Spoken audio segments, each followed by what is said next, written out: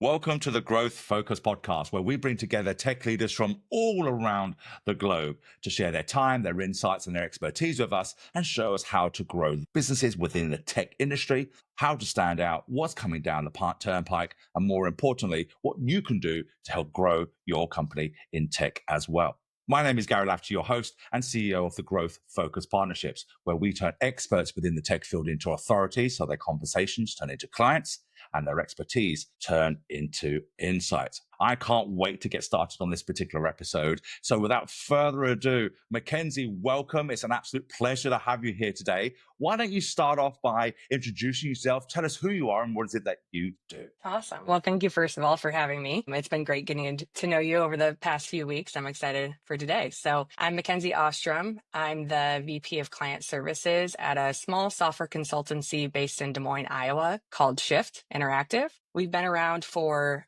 14 years. It'll be 14 years this December. And we primarily focus on custom software builds, which can be very broad. So it can be anything from that upfront UI, UX, voice to customer strategy to more of that machine learning, AI side of things, maybe some of that AI consulting, figuring out where you can use it in your business. And then also all the way to full development builds. So major web application builds, mobile applications as well. So I've been with the company, it'll be 9 years this summer. So been through a lot of growth, a lot of changes over my course here, but I manage the marketing and sales side of what we do. Brilliant. Fantastic. Well, I can't wait to dive into a little bit more into what is it that you do, what's working and whatnot. But as per usual, we'd like to know a little bit more about you, Mackenzie. So why don't we start at your journey? What first sparked your interest in marketing and in tech? Yeah. So I grew up in Eastern Iowa. And so I was lucky to see my parents go through different changes in their lives as well, whether it be personally, professionally. And a major change that ignited some of that entrepreneur spirit in me, I would say, is my dad lost his job when I was in sixth grade. So primary breadwinner, scary time for all of us, but he had been working in IT for 20 years and he was able to pivot after that and go into commercial real estate. He was fortunate enough to be able to do that with his family, and seeing him make the brave step of going out on his own has definitely influenced my whole trajectory of my career. Starting out, I wasn't that brave, obviously. I'm a college kid and what am I going to do with my life? So I went to school for marketing because it was general and I could do something with it. Hopefully I could figure out what I wanted to do after that. So I went to University of Northern Iowa. With that experience, I made some connections, and a professor had a connection in Chicago at a major advertising agency there. So I landed myself in Chicago for a while, which was always my dream to work there, at least for a little bit. I love that city. I still love that city. But what I quickly found out was I wasn't passionate about advertising, which is nothing against people that do advertising. It's a very important job. I'm still doing some of that as part of my role today, but serving ads to people that didn't necessarily want to see them was hard for me to be passionate about, hard for me to get behind. Eventually wanted to move closer to home. So I moved to Des Moines and still continued in advertising, but I worked for a small firm that also did marketing websites. And so I got interested in technology that way. I was QAing those sites, helping with content and that kind of thing, and then trying to figure it out on my own. How does this work? How can I build a site myself? And from that experience, one of my counterparts there, he moved over to Shift as a project manager.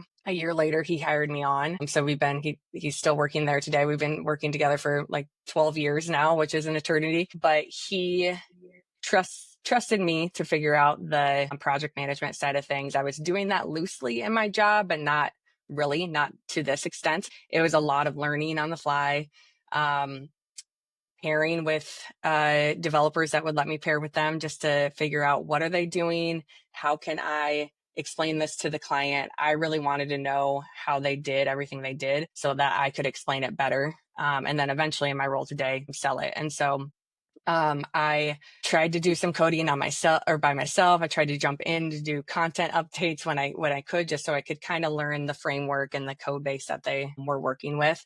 And Shift started as an extension of a marketing agency about 14 years ago, like I said.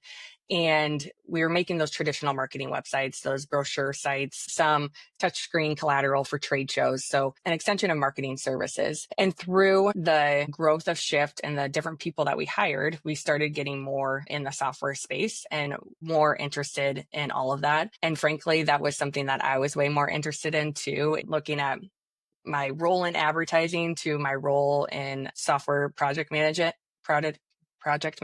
I was just way more passionate in talking to real clients, customers, real users, figuring out what do they actually want and building it for them and seeing how much of an impact that can make to an organization and to their users was a really cool experience. And so over the course of our time, about 3 years ago, we separated from that marketing agency. It just made less and less sense to be together. And so now we have the unique opportunity that we're kind of back in startup mode, startup with clients that we've had for 14 years, but it's really changed my perspective on how do we market ourselves? How do we position ourselves? How do we really start to grow now that we're on our own? That's always going to be one of those new learning curves, isn't it? Because when we shift Right.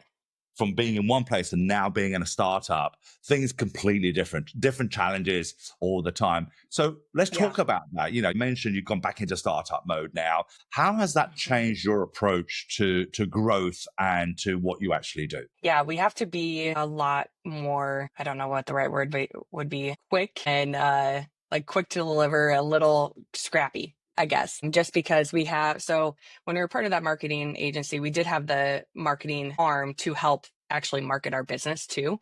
And now that's all falling within our walls. So we have to be really scrappy. But honestly, it's helped to really figure out what is the best way to position ourselves. So one of the things that we've been doing is really dialing in our services. So I said this at the beginning, but a software consultancy, kind of a dime a dozen. There's a lot of them out there. We're never going to compete with the Accentures of the world. We're a small firm based in Iowa. We have presence in Chicago and all over the country, but we're still a lot smaller than Accenture. And so figuring out what are those services that we actually do that we can target to specific people has really helped. And utilizing AI to do that. We're a small team. So I have my sales AI agent working for me and my marketing AI agent working for me as well, because I don't have time in the day to be doing all of that. And it makes us a lot more efficient. No, absolutely. And as you said, it's such a competitive market out there. Software consultancies, middle, large or small, they're all out there. And this is what makes it even more difficult, doesn't it? Because no one really understands the size of the actual company, because everyone's kind of competing to a degree out at the same kind of level, or at least trying to say exactly the same thing. So I appreciate you're using AI in your AI agents for both marketing and sales. But before we even get to the sales part, we need someone to stick their hand up and say, yes, Mackenzie, I'd like to talk to you. And it's out and above the noise. Otherwise, you're just the best kept secret, right? So can you give us some insights into what's actually working for you guys now to rise above that noise, to get your message heard? What kind of stuff is working? What are you doing so that you actually do stand a great chance of having a good conversation with someone? Yeah. I think the first step is really getting to know your business and know who your business is and how you're going to position that. So, which obviously, Mackenzie, but there's so many salespeople that go out and don't really know what they're selling, or have the general idea. We do UX and we do a mobile development, but can't really say why or what their differentiator is. And so we use a EOS operating system, the entrepreneurial operating system, and Traction to run our business. And that No.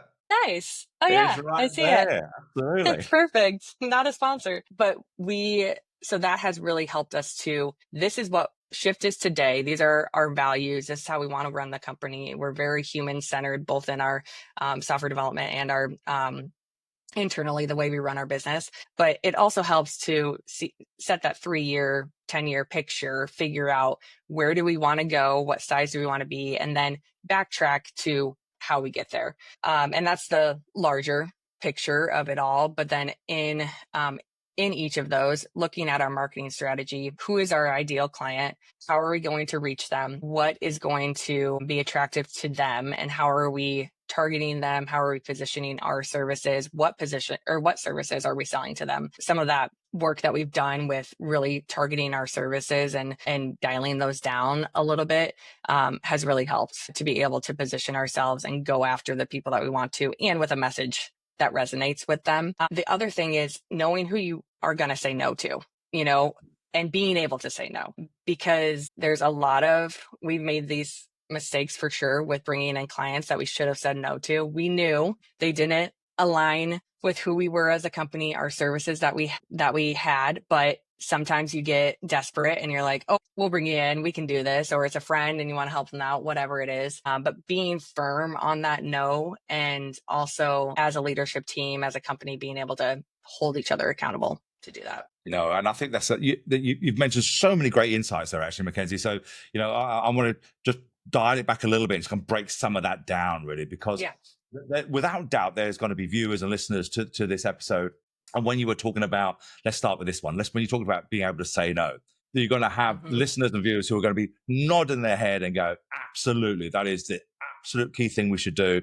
We know our swim lane. We're going to run down our swim lane. And the whole point about marketing isn't just about attracting the right ones. It's about repelling the wrong ones, getting rid of those that you do not want. But you say you've got to know what your swim lane is. But it is quite scary to do so until you absolutely know what your message is and the value you're delivering to that marketplace. It does become a lot more scary in order to say no, because you're just as confused as they are. So, that going back then to your point, that the emphasis on the importance of knowing your swim lane and the offer that you do, because especially in tech, especially when you're in a crowded, oversaturated, noisy market like you are, there's a tendency to say, okay, let's just grab what we can. Let's just grab it and then we'll run from there. But there holds that challenge. So let's talk about strategies that are working for you. Like you said, now let's say you've got your message down, you know who your ICP is, you know who you're going to say no to. What is working for you right now in the lead generation space? Yeah, we're doing a lot on LinkedIn and Sales Navigator. What I am finding more and more is it's so noisy, whether it's email or social media or however you're being reached, it's noisy. I know you probably get 20 messages a day of people that can help you out. And it's very rare that you answer one of those. And so what I'm finding more is organic is best. And so making sure that our leadership team, as well as the rest of our shift team, if they feel compelled to do so, is posting on their LinkedIn, and not just about shift, making it organic to them, authentic to them. That's something that we really value at a Shift as well. And so I'm posting about, I'm going to Disneyland on Thursday. I'm sure I will post about it's important to have time off. It's not all business and all go, go, go. And then I'm also took some of my kids' drawings and made them use AI and made them into digital characters, which was fun. It's just a different perspective on how you can use AI for your personal life. But then I also post about things that I'm really passionate about. I'm really passionate about mentoring women in tech. I've been a mentor for a few groups to make sure that we're bringing up that next generation of women in tech and that they feel that they can do that. And then also I run a Girls Who Code group too as well. So people want to get to know you. People, especially the service that we're offering, they're making a huge investment and going to be spending a lot of time with us because they're long engagements. They're year-long plus. And so they want to know who you are, who they're going to be working with, and that authentic side of you to make sure that they trust you. So there's the organic side of things, making sure that we're all posting. And then also the sales side of things. One thing that I've been doing in Sales Navigator recently is we offer a code audit service. So we've had private equity groups or VC groups come to us and they are buying a product. They don't know what they have. They don't know what they're getting into, and they want us to audit it, maybe audit the team and make sure that what they're buying is what the people are saying that they have. And so looking at people on Sales Navigator, because they have so much data in that tool on who just received funding, who is looking for funding, who's at that right size that they're going to be going to get private equity money here soon, and then reaching out to them or reaching out to private equity groups to see if they have a portfolio of places that need code audits or team audits, that kind of thing. The other thing that we have found success with is kind of a hub and spoke model. So looking at where are those hubs that many of your clients go to, if that makes sense? So like for us, it'd be IT consultants. We don't do like the IT network side of things. And they have a lot of clients coming to them for IT services. And then those clients need software services as well. So talking to them, making those connections and being the person that they refer people to and partner with. That way you're talking to one person that could get you 5 clients rather than talking individually to each of those 5 clients is just not efficient and makes better use of your time. Yeah. Well, again, got some great insights there, Mackenzie, and I want to just sort of double down on some of those things really, because it's really important. Because again, when you look at LinkedIn has changed over the years. We've all seen it. Yeah. It's It's not noisy. the LinkedIn as it was 2-3 years ago. It's Mm-hmm. completely changed. There's a lot of immediate pictures in there that's coming through, even on the post itself. And but one thing you mentioned, which we don't see enough of, and I truly believe that, especially in our field within our industry, that people think it's below them, is sharing yourself. Yeah, people think Right. that LinkedIn is for sharing for business and not your personal life, and that's left for, let's say, Facebook or Instagram or whatever. Yeah. But I do agree with you wholeheartedly that, especially, and it's not the fact that because you're in a long-term relationship with your clients, whether it's a short-term relationship with your clients, they Mm-hmm. still want to know who you are. We're in a Exactly. relationship-based industry.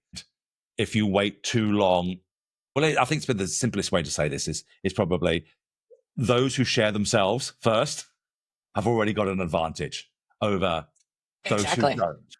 Because Right. as long as you're doing, we work very heavily with our clients on making sure that we're sharing them as well, top of funnel stuff on Mm-hmm. awareness of who they are, what their mission is, et cetera, and sharing them as a person before the business person. And because Right. if I'm going into a relationship, I want to know what that person's going to be like. So that's a really, really Yeah. good point. And I'm glad you mentioned it, because I don't think it's done enough out there. Mm-hmm. It's all too prim and proper and trying to pitch their products and services miles too early in these posts Right. now. So change all that. So it's almost gone from one extreme to another now, but in a good way. I also Yeah. want to pinpoint one of the things you said there was about using Sales Navigator. And I'm not sponsored by LinkedIn or anything. It's just that this is about growth. And if you're not using LinkedIn, there's plenty of people listening to this that use LinkedIn, but I know they're not using it Mm-hmm. to the best of its ability. And like you said, there's so much data out there in LinkedIn that you can just Yeah. go and get. And Mm-hmm. that goes back down to what you said earlier, wasn't it? Knowing who your ICP is, knowing what their problem is, knowing Right. how you can solve what it is, because then you know what to input. But it's like everything Mm-hmm. else, bad data in, bad data out, isn't it? The more you Right. can put into it. And we tend to gloss over that. In almost every other conversation I have with people, we talked about LinkedIn. It's, oh yeah, LinkedIn. And it's just a nod and a wink and go, yeah, we're doing it. But that's almost like you're only using 10% of what you could be using it when it comes to growth. Right. So it's Yeah. such a powerful tool. So that Yeah. being said, Mackenzie, you're having some great, great advances and great results from that outreach, especially in a noisy marketplace. I love the fact you're building more relationships rather than the onesie twosie stuff, and you're Mm-hmm. building out partnerships out there. But let's talk about the opposite. What hasn't worked? Because when Yeah. we come into business, when we start a business, you guys are back in startup mode again, as it were. No one's really taught marketing 101. All right. And if we do in the tech world, we kind of ignore it because we think, yeah, we're tech people first. Right. We'll get around to that. And therefore, we tend to fall into, and I know people are going to be nodding to this, or as they're listening to this, because they go, yep, done that, been there. I just fell into marketing and I didn't know what should I do. So I love talking about what didn't work. Can you share some Yeah. insights with us with stuff that you've tried that really hasn't really worked that well? Yeah, we've made the mistake in the past of marketing to ourselves, if that makes sense. So looking at our ICP as us instead of actually who it is. And so we've done sponsored posts on different developer forums, which is great if we're recruiting, but not if we're trying to sell our services. They're not the people that we want to be talking to, most likely. Rarely there could be director of engineering or something, VP in those groups, but most of the time it's just talking to ourselves in an echo chamber. So we have made that mistake. We have blasted advertising in done Google ads or Google display ads with not a clear message or a clear targeting. I've done the same on LinkedIn too. If I wasn't prescriptive enough about the filtering then you have like 3,000 people that you can be individually messaging, which is not going to go well. So I've made the mistake of being too broad in my targeting for sure. Also, being involved in different groups around town that again are echo chambers or similar to us. I've recently been trying to network more outside of technology, because when you think I work for a software consultancy, I should be involved in all the tech groups in my area, which is true to a certain extent. You want visibility there, but you're only marketing to yourself that way. So going to our local Rotary, or there's different women groups in town that have people from all different industries, and not just. I've also done a lot in women in tech. And so making sure that I'm broadening that has been super helpful too. But yeah, I think we've definitely made poor advertising investments in the past, that were too broad, not specific enough, not driving someone to a page that resonated with your message, making sure it's clear messaging all the way through. And then also echo chamber, just talking to ourselves. Yeah, that echo chamber is one of those things within this industry. Well, in majority of industries, to be fair, from my experience, we think safety in numbers. And Right. therefore, yeah, we just go in there but it's also a chance, and what I see, and I have spoken out this publicly a lot, that trying to be the smartest person in the room. And when you're in an echo chamber and you're just kind of compete against everybody else and trying to be the cleverest person in that room, and that's the challenge when you're in an echo chamber, because everyone's trying to do that in the same industry. So you're not actually Right. getting anywhere. You're just trying to Exactly. outdo the next person that you're talking to and come back and go, Yeah. oh, that worked, did it? Well, Yeah. obviously, you're just ruffling Right. feathers when you're doing Right. it. So I'm so Which it glad is you mentioned nice. It's nice at some points, like to people that have similar experiences, similar pain points to vent, see if that. they Yes. found a way around them. It helps from a business perspective. And I definitely value those connections in that network that way. But when we're selling or marketing, not the Yeah. right area. Absolutely, and I think I'm a keen believer in looking outside your industry. And people who know me know that one of the ways I built my business was to look outside of an industry, look outside my industry, and go, Yeah. right, what's working over there that's not working here? What can we take from a different industry and bring it into this, tweak it a little bit so it works for this industry? And that's where we saw Mhm. tremendous growth, because we tend to just do what everyone else is doing in our Right. industry. All right, it Yeah. wasn't until you look outside and go, oh, wonder how they're doing that. They're making it Yeah. work. Let's Right. see if we can do it in here. So Exactly. always looking outside of an industry is very, very cool. I want to touch on AI. It's very hard to have a tech podcast and growth without talking about Uh, AI to some degree. So obviously there's a lot of buzz around AI. You're using AI agents. So let's just talk a little bit about that, if you don't mind. Can you share some insights into, because you just mentioned it earlier, I've got an AI agent on my marketing, AI agent mhm. on my sales. Could you give us a very brief what you mean by that and how's it Yeah. working for you? Yeah, so I have a couple GPTs set up in ChatGPT that are trained on our data at Shift. And so I have, which obviously we have a larger paid version of ChatGPT. Don't go sending all your data to the to the free version. I'm not recommending that. Make sure that it's secure and all that. But I have my ideal client in there, my our vision traction organizer, and where we want to be, our marketing strategy, our sales strategy, some of our case studies and collateral, all of that is in there. So when I have a question of, hey, or even an ad coming up, we're running this ad in this publication, what would be the best way for me to frame this based on what our ideal customer is, and what would that language be? And that at least gives me a starting point to work off of. But also on top of that, there's different tools along with ChatGPT that can actually start to LinkedIn message some of this, or start to craft a draft of what that messaging should look like to be able to help you be more efficient.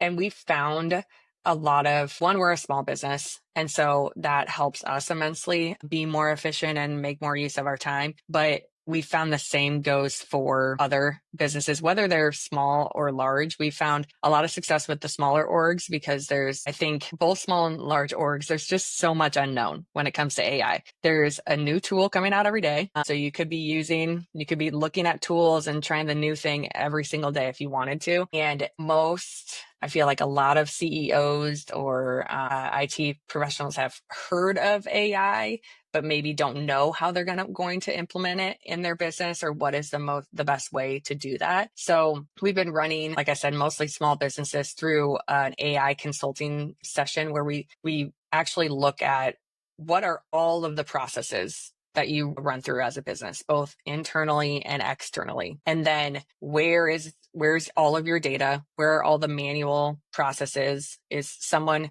creating a spreadsheet to link to tools together? Like, where is that? And figuring out where does it make the most sense to start when it comes to AI and frankly, software development. Some of it could just be software development, making two applications talk together, and building that bridge. But sometimes it is AI and it's creating an agent to run a process that takes you a lot of time and it should be done by AI instead, at least that first run through. And then you can have the human eye take a look. And so we like to say that AI should level you up.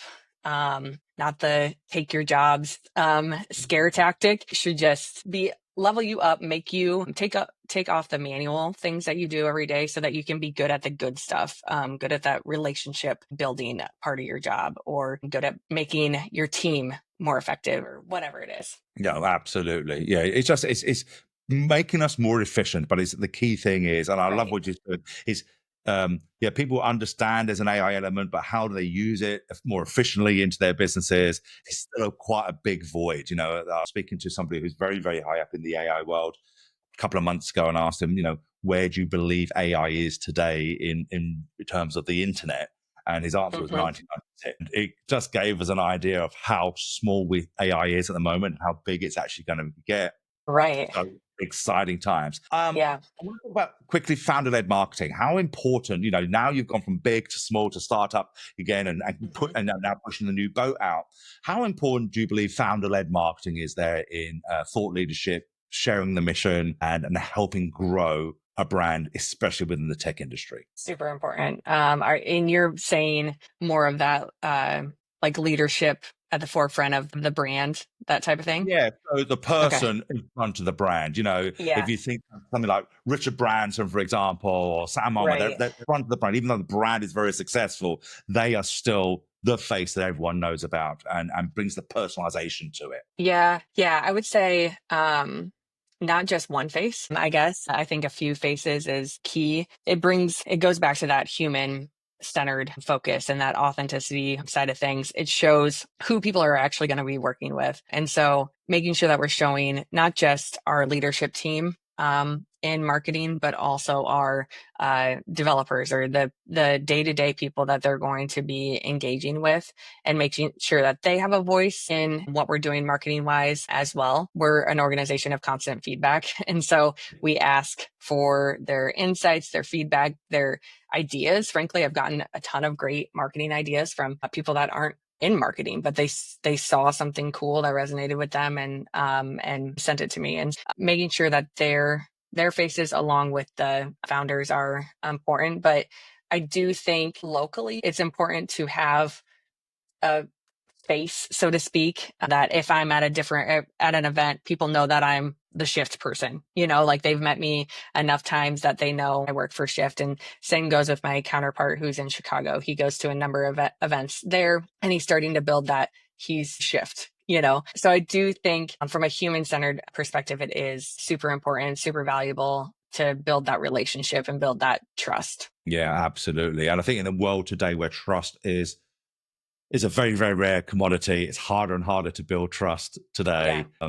If we continue doing the old adage, if you continue doing what you're doing, you're still going to not be heard. You've got to do something different Right. today. Start building that trust. And that comes from authenticity and it comes from getting to know you as a person. So I'm really Right. pleased you've mentioned that as well. So as your final question, moving forward, Mackenzie, what does the next sort of 12 to 24 months look like what are your goals for Shift? Revenue wise, impact wise, where are you guys aiming for? Yeah. So we are heavily focused on sales right now, making sure that we're in the next 2 years, we have some of those more tentpole clients, is what we call them, making sure that we are continuing to engage. We've had a lot of growth from our current clients, and that's been amazing. And I'm very fortunate for that. But making sure that we're continuing to nurture that new market and new prospective clients and building that as well. And so focus on the sales side, more net new, I guess, than more building our current book of business. And then heavily focused on AI. And so one thing I failed to mention earlier was we use AI heavily for development, obviously. So all of our developers have co-pilots in their environments, their IDEs that they use, but then also we're looking at new tools that we could be using. One of them is Cursor. Cursor is pretty far advanced right now to be able to do initial prototypes. And so we've been taking flat designs from our UX designer requirements and then plopping them into Cursor to build that first prototype, which eases the conversations with our clients. They can see right away what they're going to get. We can start to have those conversations of where did we miss the mark? How did we misunderstand this requirement? Whatever it is before we're actually in development. So it saves us a ton of time and headache later on in the process. And so there's, like I said, a new tool every day. Yeah. So as an organization, making sure that we're vetting the next greatest tool, using it effectively, and growing with AI and helping our clients to grow with AI as well, I think will be super important as we continue on the next 12 to 18 months. So those are the things right now on the horizon for us. Fantastic. Well, here's your last loaded question, Mackenzie. I ask all my guests this. If you had one takeaway that you would wanted somebody to take away from this interview, or one of our listeners, one of our viewers, what would that one piece of takeaway? To really know your business, know the people you're serving, know your employees, know what kind of organization you want to run, what culture you want to have, and then also how that translates to what clients you want to bring in the door, what services you want to offer. And I feel like really knowing your why, having someone ask you a million questions and poke holes into your why and being able to answer everyone is going to help immensely when you're figuring out what your marketing and sales strategy is going forward and talking to clients and making sure that you're being authentic to yourself and to your business. I love that. I think not enough people ask or even delve into the why. It's always the what, and they don't delve into the why enough. And that's a brilliant place to end. And so, listen, if people want to get hold of you, Mackenzie, want to potentially work with you, what's the best way they can do that? Yeah, our website is SHIFT dsm.com. And also you can find us on LinkedIn, Shift Interactive, or feel free to connect with me, Mackenzie Ostrem, on LinkedIn as well. Well, as always, I'll make sure that those links are in the show notes so people can just directly get hold of you. So thank you very much, Mackenzie, for your time today and your great insights. It's been lovely having you. Thank you so much, Gary. It was nice to be on the podcast. Fantastic. Well, thank you, ladies and gentlemen, as well, for joining us for another episode of the Growth Focus podcast. And if you've picked up something from Mackenzie today that you thought was very valuable to you, or an insight that you could use for the better of your company and your career, please make sure you like it and comment at the bottom so people can see what you've picked up, and potentially it's good for them too. But more importantly, we all grow by standing on the shoulders of giants. And if you found Mackenzie to be insightful for you, please share this episode for other people so that they can learn and grow as well. So until next time, keep striving, but more importantly, please be profitable. And we shall see you all soon.